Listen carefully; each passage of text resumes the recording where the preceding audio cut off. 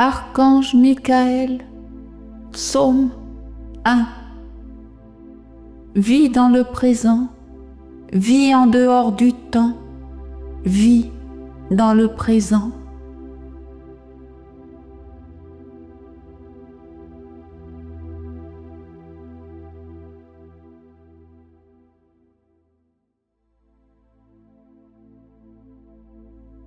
Archange Michael, Psaume 2. Vivre le cœur ouvert. Que tu le crois ou non, sache qu'il existe une multitude de mondes. Un monde dans la nature, un monde dans l'homme et un monde dans le monde même de l'homme. Un monde dans le monde des anges, dans le monde des archanges et dans celui des dieux. Il y a un monde dans ta main, un monde dans tes yeux, dans ta parole, dans ta pensée, dans la fleur, dans la goutte d'eau, dans l'animal. Mais l'homme, sait-il où est sa place dans tous ces mondes? Il sait, par exemple, que l'arbre existe, mais a-t-il vraiment conscience des racines de l'arbre? Sait-il que ce dernier communique avec les hommes? Sait-il que les anges l'entourent de lumière? Que fait l'homme dans tous ces mondes? Quelle est sa fonction? L'idée fondamentale, c'est que tout existe en tout, que tout est vivant. Mais l'homme ne le comprend plus. Il ne sait plus lui-même dans quel monde il vit. Vit-il dans la nature, dans un monde artificiel, fabriqué, ou dans un monde peuplé d'êtres divins? C'est la grande question. D'ailleurs, comment l'homme perçoit-il la nature et les anges? Bien souvent, il ne regarde la nature que lorsqu'elle se pare de beauté, dans toutes ses manifestations extérieures. Il n'accueille les anges que lorsque la joie le visite et que son cœur s'ouvre. Mais tout cela est une illusion. La vie véritable, c'est de percevoir la beauté, même quand les conditions extérieures ne sont pas présentes. C'est de percevoir la vie en tous les mondes, avec un cœur ouvert, avec le soleil présent en soi.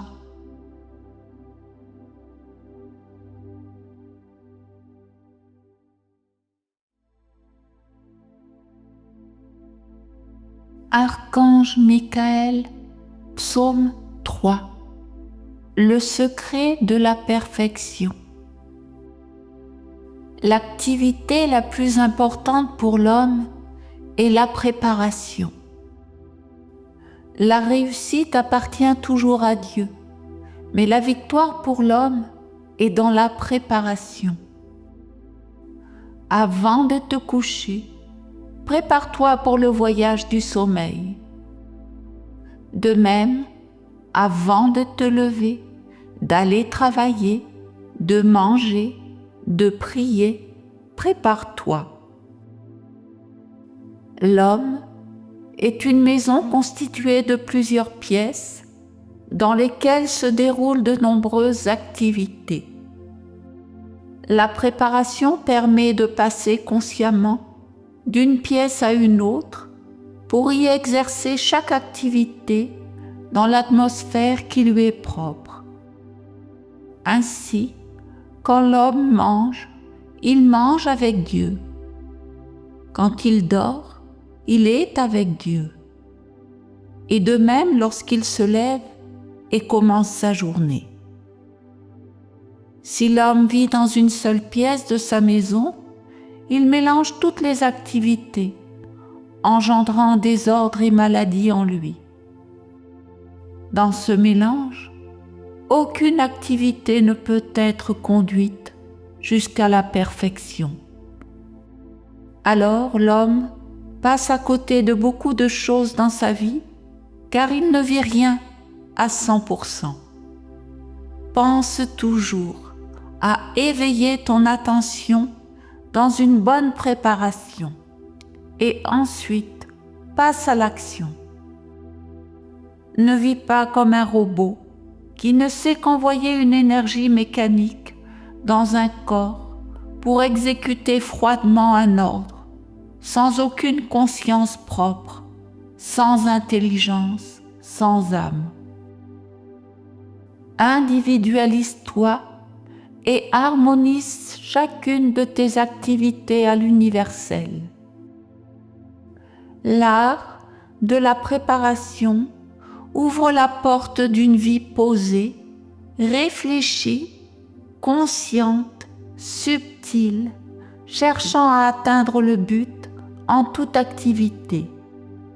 L'union avec Dieu, la vie partagée avec le Père. L'homme ne vit pas seul. Il est entouré par un monde subtil et vivant. Chaque fois qu'il se prépare à quelque chose, il active ce monde et invite en lui et autour de lui des intelligences et des forces qui l'aident et le soutiennent dans son œuvre. C'est par cette alliance que l'homme trouve l'énergie nécessaire pour réaliser des œuvres sur la terre. Le secret consiste à comprendre que la préparation permet d'attirer vers toi des énergies subtiles destinées à la réalisation de ton projet. Car l'homme ne peut rien réaliser en étant seul. Il lui faut toujours le soutien du monde spirituel ou du monde divin qui se tiennent derrière toutes les formes du monde matériel. Si la préparation est juste, la perfection se concrétise car tous les éléments sont réunis. L'homme, le corps de l'homme, les énergies et intelligences en affinité avec l'action qu'il va entreprendre. Alors, la perfection se réalise. Souviens-toi, la préparation conduit à la perfection pour l'homme.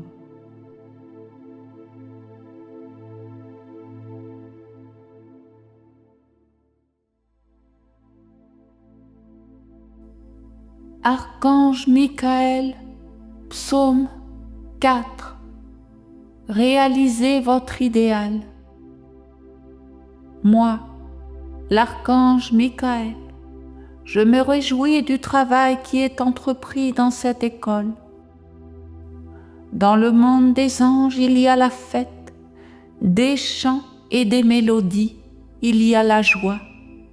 Car ce qui est ouvert en ce moment par votre travail, c'est le monde de la mer, de la terre, et cela a permis l'ouverture du monde des anges jusqu'au monde des archanges. Et tous ces mondes sont et dans la fête.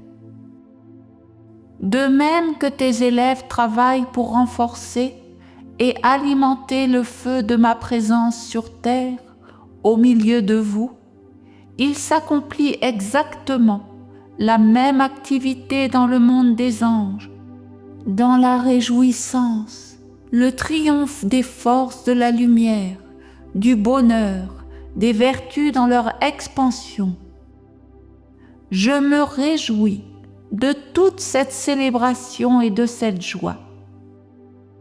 Tu tiens dans ta main la baguette magique qui incarne la tradition de la lumière. Toi, tu tiens le bas de cette baguette dans le monde des hommes, et moi, je tiens le haut. Tout est possible. Accomplissez votre travail projetez vos vœux, réalisez votre idéal, renforcez l'école de Dieu sur toute la terre, bâtissez son temple avec des pierres de lumière, car le chemin est ouvert et la réalisation peut s'accomplir. Vous avez le soutien des anges et le mien. En dehors du service du feu, profitez de ce moment d'exception pour travailler sur vous, mettre de nouveaux schémas dans vos vies, de nouvelles graines, envelopper vos corps de nouvelles couleurs. Cette baguette ne sera pas toujours aussi puissamment activée. Alors, homme, saisis l'opportunité. C'est la seule fois que je te le dirai jusqu'à la fermeture du cône de lumière.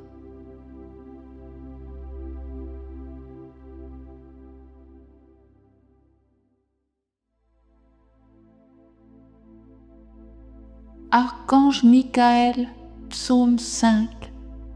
Loi fondamentale pour communiquer avec le divin.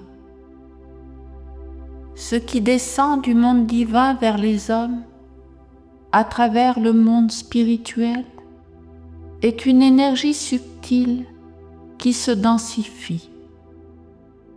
L'énergie qui sort de l'homme en direction du monde divin, à travers le monde spirituel, est une densification qui s'affine et se subtilise en atteignant les objectifs de l'homme. L'homme pense et croit que s'il aspire à communiquer avec un être divin, son énergie va se diriger directement vers cet être sur lequel il se concentre. Il pense également que si une intelligence divine se concentre sur un homme, son énergie va directement atteindre l'homme. Ceci n'est pas possible, car il existe de nombreuses sphères dans le monde de l'homme, en lui et autour de lui, que l'homme doit d'abord traverser pour atteindre le monde spirituel ou le monde divin. Dans chacune de ces sphères, il est obligé d'adapter son énergie. Tel que l'homme est constitué actuellement, de la façon dont il utilise sa pensée et sa vision intérieure, il ne lui est vraiment pas possible d'atteindre son but de communiquer avec des entités du monde spirituel ou du monde divin.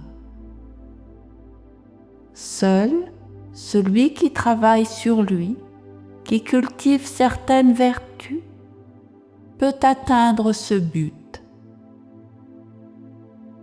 Lorsque les vertus sont pures, conscientes, ennoblies par le travail de l'homme sur lui-même, elles peuvent canaliser l'énergie, traverser toutes les sphères du monde de l'homme et atteindre l'objectif. Ceux qui pensent communiquer avec le monde divin sans suivre le chemin des vertus sont en réalité en contact avec le monde de l'homme dans ce qu'il a de plus beau et subtil comme rêve et idéal. Mais cela demeure une illusion, un mensonge.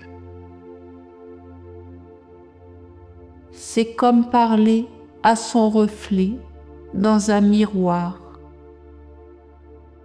Si tu veux t'unir au monde divin et parler avec un ange, il faut poser ta communication sur une vertu qui est vivante en toi. Pour entrer en contact avec l'ange de l'intelligence, Par exemple, il faut éveiller cette vertu en toi, la rendre vivante en ton âme, dans la pureté. Alors, ton énergie pourra atteindre l'ange qui répondra à ton appel. De cette manière, tu crées une affinité vibration qui traverse toutes les sphères. Il est nécessaire que la vertu en toi soit placée dans la vibration de l'impersonnalité divine, sans quoi tu ne traverserais pas les sphères du monde de l'homme. Qui que tu veuilles attirer du monde supérieur, il faut d'abord que tu l'éveilles en toi, dans la pureté et l'impersonnalité. Alors, l'énergie traversera tous les mondes et t'entourera de sa présence magique. L'homme ne peut communiquer avec les dieux qu'en devenant lui-même divin. C'est pourquoi, de tout temps, les maîtres qui étaient les représentants de la tradition de Dieu sur la terre ont eu un réel accès au monde divin. Comprends que tel qu'il est à l'heure actuelle, même s'il est sur un chemin d'éveil, l'homme ne peut pas atteindre les êtres divins par sa seule pensée, par son seul désir intérieur ou par sa seule réceptivité subtile. Il est obligé d'étudier les lois de la sagesse et de se baser sur elles pour obtenir des résultats réels. Aujourd'hui, l'homme agit dans tous les domaines avec la sphère de sa tête, mais il doit savoir prier avec ses pieds, ses genoux, ses mains et en fait avec tous les organes de son corps. Car le corps est le hiéroglyphe de ce qu'est l'homme. L'homme ne cherche à communiquer avec le monde divin ou avec le monde spirituel qu'avec la sphère de sa tête, c'est-à-dire avec sa pensée, sa parole et ses yeux. Ceci est incomplet et ne peut donc pas atteindre certains êtres divins qui sont reliés par sympathie magique à d'autres parties du corps. Par exemple, si tu parles de volonté et d'action, tu dois prier, te relier et travailler avec tes pieds.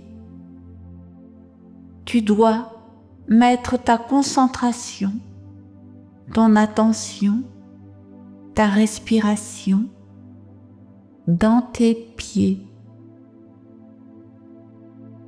Toutes ces lois correspondent à la connaissance sacrée de la constitution de l'homme en harmonie avec l'univers et avec le monde divin. Dans une école des mystères, l'homme doit connaître cette loi de correspondance entre chaque organe de son corps et l'harmonie éternelle du monde divin. Ensuite, il doit apprendre à agir avec toutes les parties de son être pour entrer en résonance avec l'intelligence cosmique, éveiller le monde divin en lui et accueillir la flamme du Père dans un temple consacré et pur.